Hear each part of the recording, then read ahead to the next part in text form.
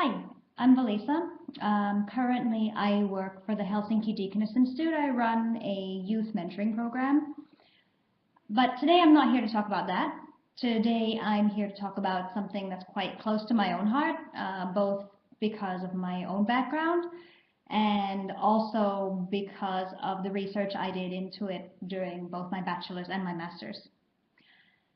And the topic is raising multilinguals or multilingual language acquisition in general. Before I really get into the sort of like more linguistic nitty-gritty of it, I'd like to just remind you when you're thinking about language and language acquisition for your kids that there's not really any right or wrong. There's only a right and wrong in relation to the kind of goals that you set yourself. And what your goals are should determine what it is that you want to do at home in terms of setting rules or just modes of conduct when it comes to language. So a really important question to ask, and I'll go more into this later and what this means. We're on slide 3, and you can see my kids there. What you want to know is, am I raising a kid who speaks more than one language? Am I raising a bilingual kid, a trilingual kid even? Am I raising a kid that, can speak all of these languages well? Or am I raising a kid who is able to behave correctly? So let's say maybe you're not too concerned about whether they use the language correctly, but you are concerned that they're not rude to their grandparents in another country, for example. Or are you concerned with both things? And different kind of factors in your own life are going to affect that a lot. So whatever you choose, there's no kind of like judgment there. We've gone down the path in our own family of kind of trying to get all of those things in. So option C on slide 3, which is, they should speak the language well. They should be able to, not be too rude to their grandparents in either country, and otherwise be able to kind of function in different places and different situations using all their languages. Yeah, so now I want to get into the more kind of technical aspect of it. So there's a few concepts that are useful to understand. Code switching is one. In simple terms, that means changing languages. Coordinate versus compound bilingualism, and that sort of is more to do with what kind of bilingual you are. How do you conceptualize the words in your mind? How do you link them to images, to concepts? Then there's L1 interference, which means when you're speaking one language and another language kind of interferes with it. Usually the stronger language interferes with a weaker language. Then there's language and identity. And what does that mean for you? What does that mean for your child? I'll start with code switching. And I think it's really important to think about, why is the term called code switching? Why isn't it just called changing languages, or changing words from one language to another? Or why is it code switching? And I think it's really important to bear in mind that a language is a kind of code. It has embedded within it different kinds of messages that other speakers of the same language will understand. And those are social messages. So it's often not only that you're changing, from saying cat in, say, Japanese to cat in Finnish, you're actually bringing in a whole world of implications that are associated with that particular word in each individual language. And when code switching happens, it means that two people or more who speak the same languages change languages in a conversation, and they can assume that the other person understands. So you're making an active choice. So for example, I'm on slide 6, by the way, for people who are watching this afterwards. My languages are Thai, English, and Finnish. So quite often if I'm speaking English to someone or Finnish to someone who also speaks Thai, if I want to express to that person that, okay, I didn't call my lecturer, for example, and ask for help because I was worried that maybe they were busy and maybe I've asked for help too often this month. It's really difficult to say that in English, but there's one word in Thai. It's just one word, so it's easier for me to switch in that situation and just say that one word. I didn't do it because Frank died. Okay, that person understood exactly what I was trying to say. And that's where code switching has happened on a one-word level. You can also code switch in the middle of a sentence and say, I'm speaking English, English, English, English, and then suddenly I say one sentence in Finnish because it just made more sense, because in that situation, some conversation happened in that language. So it's a choice, and I make it because it helps the communication. What code switching is not is when you're using words from another language because you can't remember the words correctly, for example, and you're not entirely sure whether the other person understands you. So, for example, let's say an American guy works in Germany for a German-speaking company, and he's learned a lot of German. But let's say suddenly he's talking about something that's nothing to do with work, and he's just explaining to his colleague about how his aunt had a bone marrow transplant. And let's say he starts speaking in German, and then he has no idea, how do you say bone marrow transplant in German? So boom, he substitutes an English word. That's not code switching, because he's not 100% sure that his German colleague will know what he's talking about, and he's not doing it because he's made a choice in order to facilitate the conversation, to make it easier. He's made it easier for himself because he didn't have to go and look it up in a dictionary, but that's only, you're talking about only one person then who's sort of taken part in that part of the conversation. So that's important to understand when you're talking about your child and whether they're code switching or whether they're not code switching, you know, and they need some support there, for example, because you can identify, is my child substituting this word in this language because they've consciously decided this is a better word to use, or have they done it because they're lacking the vocabulary? So there were the two kinds of bilinguals as well. These are other concepts that are important to understand. There are compound bilinguals and there are coordinate bilinguals. And there's also probably shades in between, but these are the kind of like general directions that bilinguals kind of go to. So, and the most kind of important difference between the two is how and in what kind of surroundings and circumstances they have learned their two different languages, or three languages, or however many languages there are. The age can also affect it, but more often the context. So let's start with compound bilingualism. A compound bilingual, we're on slide 10, is a person who has learned two languages in the same context. And my slide says something really weird. It's missing a few words. Yeah, so a compound bilingual sort of has the one concept, let's say an apple, and they associate it with two different words. So let's go back, sorry. Yeah, so still on slide 10. So for example, I can think of apple and then think, okay, I have apple, omena, apple, and they're just exactly the same image in my head.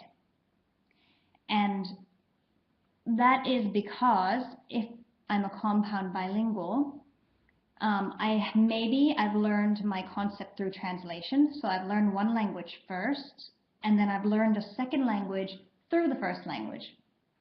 That's also known as a subordinate bilingual. Yeah. It could also, let's say, be a child who's learned two languages simultaneously in a school environment. And so the environment has shown them objects or shown them concepts that are otherwise the same, but just have different linguistic representations. So that you could argue that that child is then definitely a bilingual child, even though they have, in effect, the same system for the two languages, or the same kind of concept system for the two languages.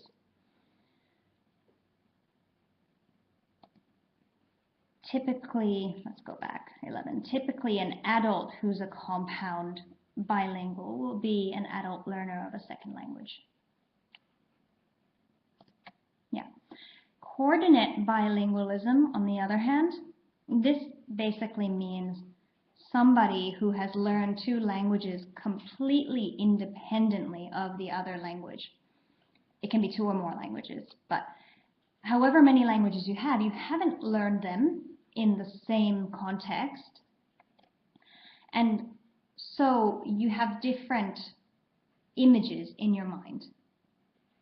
And this is very important, especially when you're examining people who may misunderstand each other in conversations, because if people don't have the same concept in their mind when they're talking about the same thing, it can lead to all kinds of misunderstandings.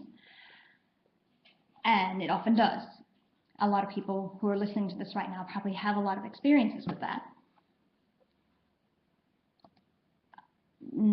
For example, a coordinate bilingual could be a child who, for example, let's say they could be in Arabic, English, and Tamil, a multilingual kid. Let's say they're in Singapore, they go to the mosque, they speak Tamil at home, and they go to school in English. So what can happen, for example, is, okay, the child is perfectly able to go to school and they handle most of the day in English, no problem, but then suddenly they're telling their friend about what they did at the mosque yesterday, and the words just simply won't come in English. And not only are the words not coming in English, suddenly they're even borrowing, let's say, Arabic grammatical structures in that situation, because their brain automatically starts going into the Arabic system. So these are other things that are really important for people who are raising multilingual kids to understand. Like, what are the mechanisms? Like, why did my child suddenly switch around the word order? Is it because they need help in understanding how the grammar works in this language? Or is it because they simply haven't ever thought about this thing in this particular language? And if so, is it necessary? Is it necessary for the child to know every language equally? There may be some things that are completely useless for me to know in English that are completely necessary in Thai. Or things that, let's say, I don't know, sauna vocabulary that I really ought to know in Finnish, but maybe serve no purpose for me in Thai. So speaking many languages doesn't necessarily mean that I have to know the same things in all the languages. It's not only a child that could be a coordinate bilingual, an adult could very well be too. So if you're thinking about, let's say, if I teach my kid the basics of this language now, maybe when they're an adult, they can travel to the country and learn everything in context. That's also a very valid way to do it. They don't have to know how to speak, say, perfect, Chinese, Mandarin at this moment. They can learn it later when they go to high school and they spend a year on exchange, and then voila, they've learned it in the context. And they've become a coordinate bilingual. So here are some pictures, we're on slide 15 now, that kind of illustrate how this works. So here's a compound bilingual's view of what is a pukuhuone and what is a changing room. They look exactly the same. A coordinate bilingual, on the other hand, may think, okay, well, this is the pukuhuone. We've got this like shared space. There's those closets. I can put my stuff in there. I'm going to take off all my clothes in front of everybody, and that's perfectly normal. And then on the other hand, they start thinking in English and go, well, this is a changing room, because they've learned their English somewhere else, let's say in a country where it's not customary to get undressed in front of other people. And to them, this is the changing room. And that it could be two different people, or it could be two kind of language personalities in the same person. So when I'm in Thailand, for example, I am a lot more finicky about like never revealing too much skin in front of people. You know, whereas in Finland, I've learned that, okay, I just have to live with this, that my friend just like stripped down right in front of me and is talking about the weather, you know, and those are two different characters. I could never handle that in Thailand, and in Finland, I kind of like, okay, I'm not going to scream. Yeah. So here's a chart. We're on slide 18 now. Here's a chart that sort of illustrates how this works again. So there's the compound bilingual with just one apple, and they're thinking omena and apple. They're exactly the same thing. And then you have the coordinate bilingual who's looking at it going, okay, we have a red apple there, which is omena in Finnish, and that's like, that looks more like the kind of apple you get, you know, on the trees in Finland. It's a little bit smaller, and, you know, and then maybe they grew up in America, or I don't know where Granny Smith apples actually are the most common kind of apple, but, you know, their other language treats that concept as being a bit different. Yeah. So L1 interference. Now, this is something that, as I mentioned earlier, it's good to understand. It happens to everybody who speaks more than one language, even to people who are more or less equal in all their languages. It happens mainly, however, to people when one language is more strong than another. So if one language is dominant, it's more common that the less dominant language will adopt, if not words, definitely like grammatical structures. So if you have half Finnish, half something, let's say English language speaking kids, you'll notice sometimes that they speak with a word order that is more Finnish than English, even when they're speaking in English. And that's because, let's say, they've gone to a Finnish language daycare, they have more exposure to Finnish here, so instead of saying something like,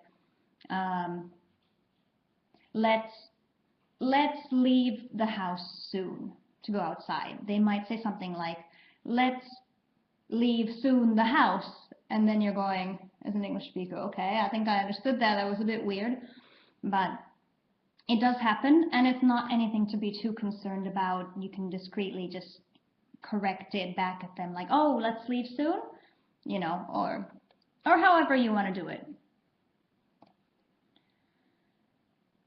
The next part, I'm on slide 20 now, for those who are watching later, is language and identity. And that is something that is extremely close to my heart. It's something that I constantly have to debate with people.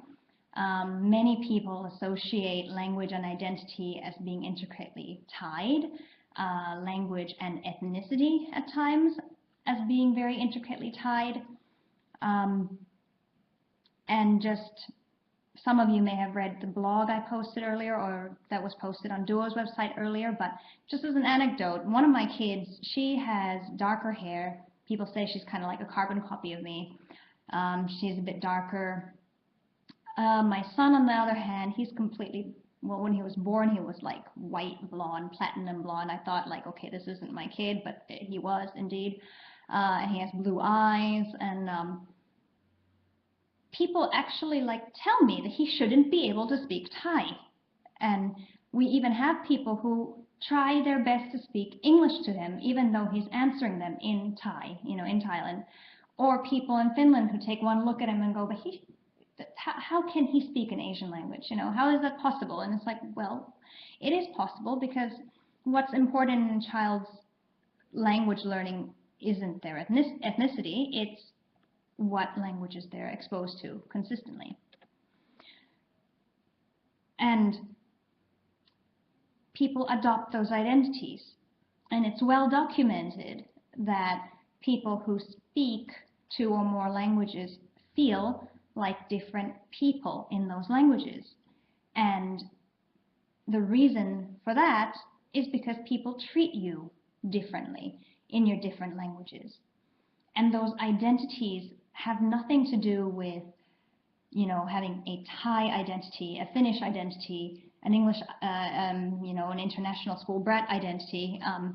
It's more to do with how have people treated you in that language and what do people expect from you in that language. So even though my daughter and my son are in the same home, they both have me as a parent, it doesn't translate into they will both develop the same identity in those languages. No, because my son is kind of treated like, wow, you can speak Thai, that's amazing. Whereas my daughter is like, oh, okay, you're a half-half,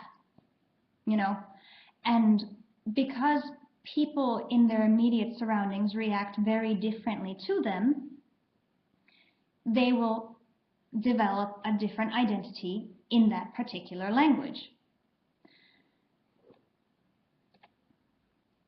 So my own personal experience, I'm on slide 22. I'm going to very briefly talk about this as a trilingual, is that I have very different characters in my 3 languages, and I learned them a little bit out of context.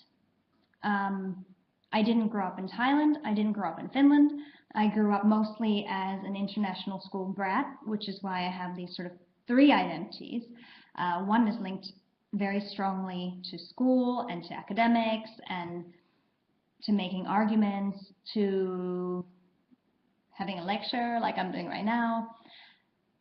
And my English language personality is more academic, more analytical, I'm a good creative writer in English, whereas my Thai character, my main exposure to Thai was through my mom and through my 3 brothers. And because I have 3 older brothers, my role, my identity as a Thai person is very much like I'm the spoiled brat who is going to be looked after. And my identity in Finnish, every time I say this to Finnish people, they somehow relate to this. I have a very strong fear of doing something wrong the moment I start speaking Finnish. And that's why I say, like, okay, I only speak Finnish when I'm paid to, because at least then it makes sense, like I'm being paid to stress out, basically. So that's okay. But yeah, let's move on to slide 24. Very important question for people who are thinking of raising a multilingual child. So is it difficult? I get this a lot. People talk to me and they say, like, I'm just going to concentrate on one language first, and then I'll worry about teaching the children other languages later.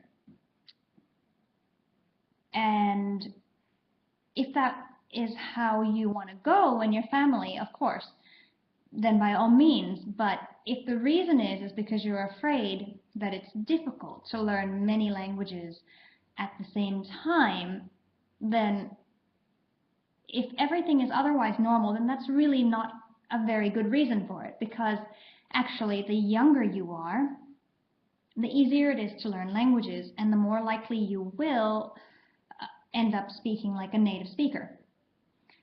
So, no, it's not difficult for children. What's difficult is the older you get, the more difficult it will get to learn languages. It's difficult to learn languages. If you think of language as codes, so if one language is one code, let's imagine, you're learning like some computer language. Let's say you're learning HTML or JavaScript or something. And suddenly, they're all like mixed together. You wouldn't be able to tell which is which, right? Which one is the JavaScript, which one is the HTML, right? When you're learning something, you need to have a clear idea of what it is that you're learning in order to learn it correctly. So, I have friends who think that it's a great idea to practice what little Finnish they know with their child. And I get very passionate about this. I tell them, no, absolutely not. Don't do that. You're the parent. The child is actually learning a lot of language from you.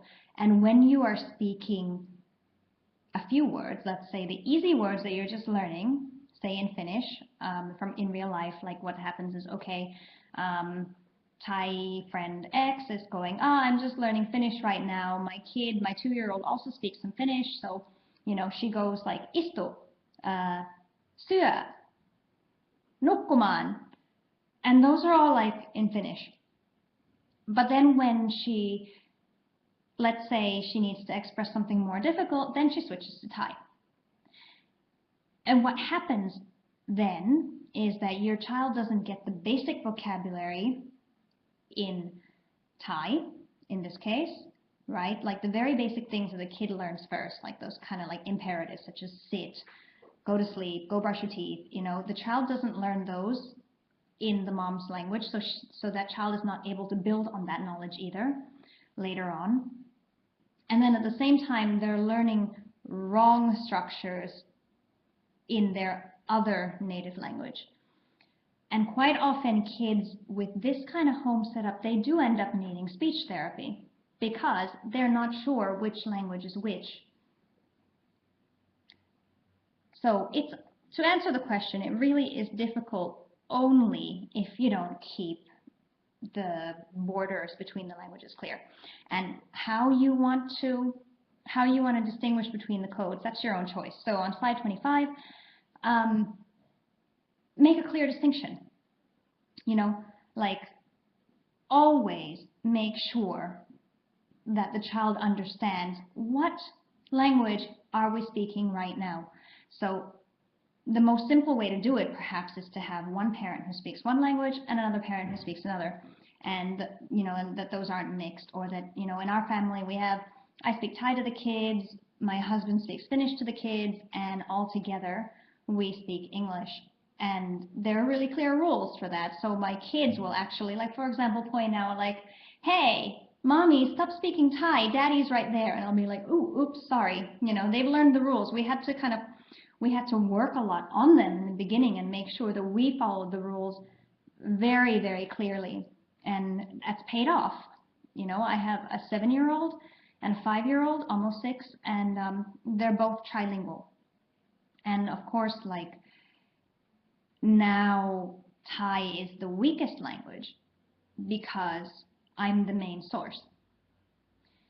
It's not enough that one person is the source of a language if you're aiming for a coordinate bilingual. And if you remember, a coordinate bilingual is somebody who understands language as a system entirely separate to other languages, right? So right now, my kids understand Thai as another way of expressing concepts that they know in Finnish and in English. And over time, it's very important, in time, like in the future, it'll be very important if I want them to become more like coordinate bilinguals as opposed to the compound bilinguals that they are now. I need to give them a Thai surrounding. I actually will need to make sure that we spend some time in Thailand, or, I hang out with my Thai friends a lot, and make sure that they get a lot of exposure to this different system in a different context. Right now, the context is all like in one place. We're always at home, and, we have kind of like the same things, so they're not learning any different context for the language, right? But the codes are still separate. So as such, they don't make too many grammar mistakes, and they more or less have all the words they need. So yeah, make sure you differentiate. I heard from somewhere that someone had just decided the car was a place where you speak a different language. So they went from speaking, I think it was Finnish at home, to Swedish in the car. And you can also distinguish it by other kinds of locations, like we always speak, let's say, Thai at the temple, but Finnish at the supermarket. If you wanted to do it that way, you could do it that way too. And one thing that is very important to remember, we're on slide 26, don't benchmark against monolinguals. So I'm going to go back to the earlier point I made, which is that everybody learns a slightly different vocabulary in their different languages. And if you expect all your language to be equal and equivalent across all the different languages, then you'll never be a multilingual. You won't ever think you're bilingual if you think they have to be exactly the same. Because it's not possible. Languages just simply have different concepts. So, if somebody only speaks one language, they're allowed to be a shy person, they're allowed to be a talkative person, they're allowed to be an easily agitable person. There are many different characters you can have as a monolingual. When the same thing happens to a bilingual, that, they're more quiet in one language and more talkative in another, it's easily assumed that, well, that must mean that, their English is very good, but actually their Finnish is not so great. You should maybe consider that, okay, could they just potentially just be more outgoing in English and less outgoing in Finnish, for example. So if you accept the idea that language is a full code that encompasses your character, modes of behavior, and all of that, then you should probably also accept that they're not the same across different languages. And that's where it's important to understand that difference between compound and coordinate bilingual. Which one is it that you're aiming for? Anyhow, I'm running low on time. That's maybe like, oh, I have questions too. All right, I'm going to go through one more slide and then answer some questions. Yeah, so slide 27, real life application of theory. So going back to the beginning, what are your language upbringing goals? And once you've determined those, then you can determine where your child needs support. So if you've decided already that from a very young age your child should be able to be like a fish in water in, let's say, the mosque, if you're an Arabic/Finnish speaker, for example, then you need to make sure that they're consistently exposed to that set of vocabulary and perhaps be a little more relaxed if they can't express those same things in Finnish. If it's more important to you that they just have more or less, equal language skills in the different languages that they speak, but you'll worry about the cultural part later, that's also fine, but you just need to keep in mind all the different things that affect that. So the one thing that I think is important for people to take home from here is that it's really important just to set the clear rules.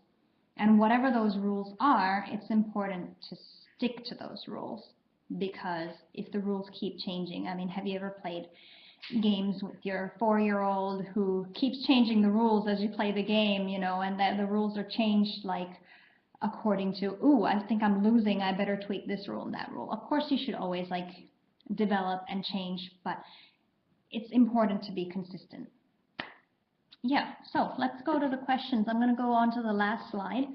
So there's contact information. Question number 1, is it code switching when actually a substitute word doesn't exist at all in another language?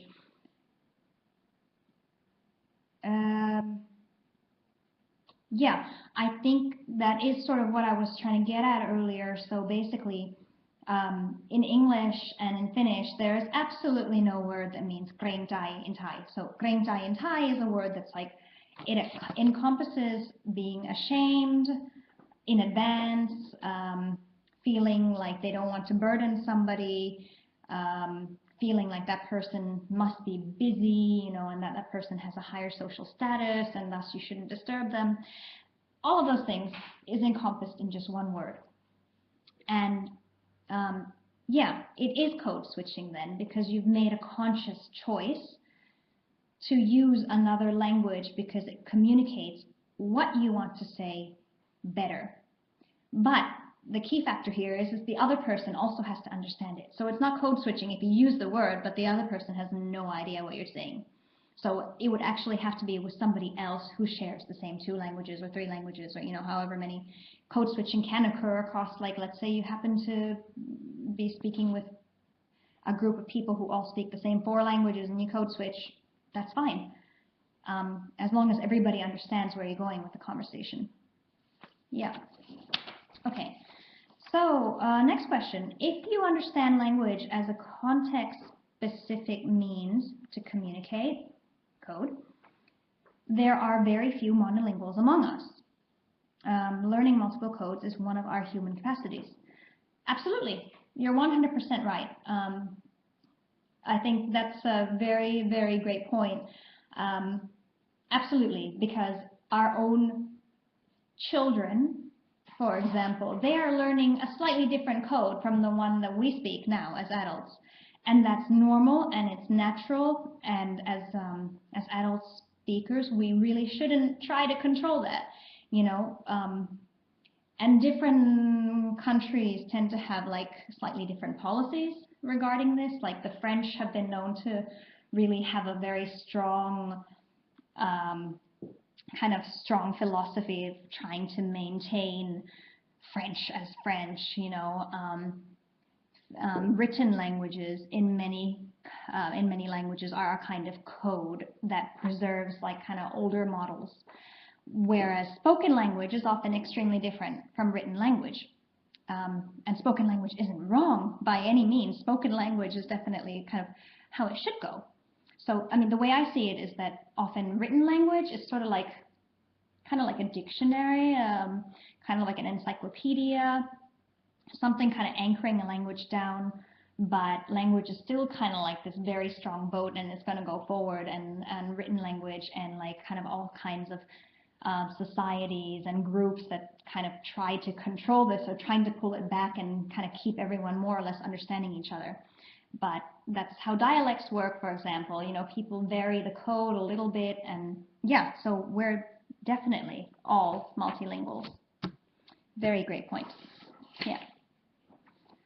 An example of this would be haalari in Finnish with no word in Arabic. That's, yeah, that's because it is extremely context specific, because I would wager in most places in the Middle East you don't necessarily need such an item of clothing. There's no word for it in Thai either. The closest approximation is something that we've been calling a shutmi, which is basically a bear costume, is what I've called haalari to my kids in Thai. It made more sense when they were small and they actually did have like a fleece thing with ears on it. Then it was like, okay, that's your bear costume.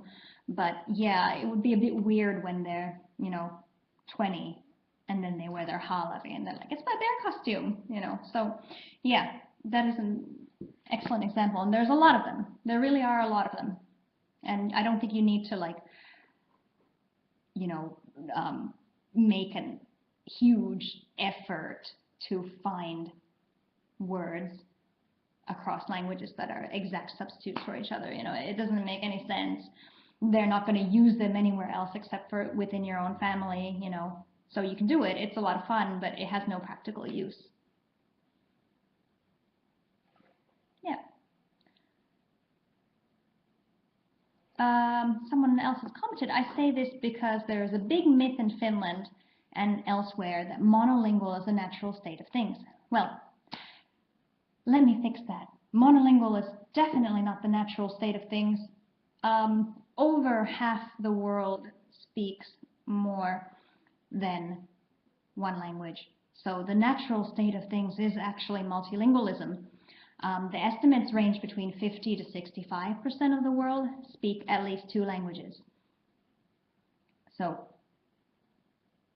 yeah, monolingual is definitely not the natural state of things.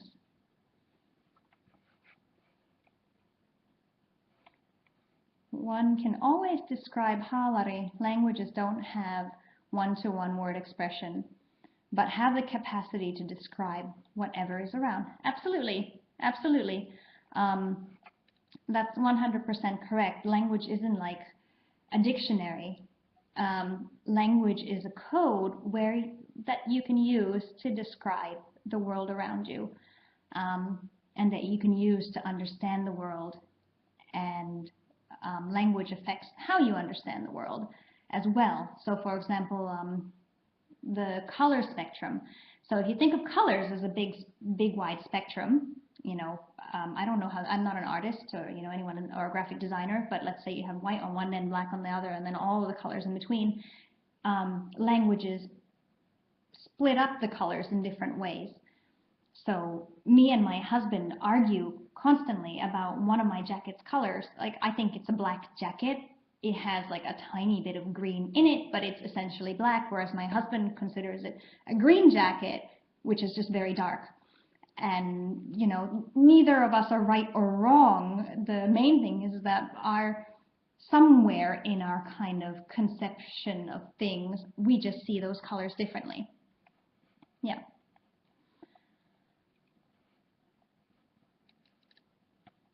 But yeah, we can always describe things to each other. But yeah, if there aren't any more questions, I think I'm pretty much done. I'm on the last slide. If you have some questions, I'm not sure if I was entirely clear. I forgot all my notes at home before doing this, so this is all like from my own memory. But if you want to discuss this, be in touch. I'm more than happy to answer any questions. Thank you.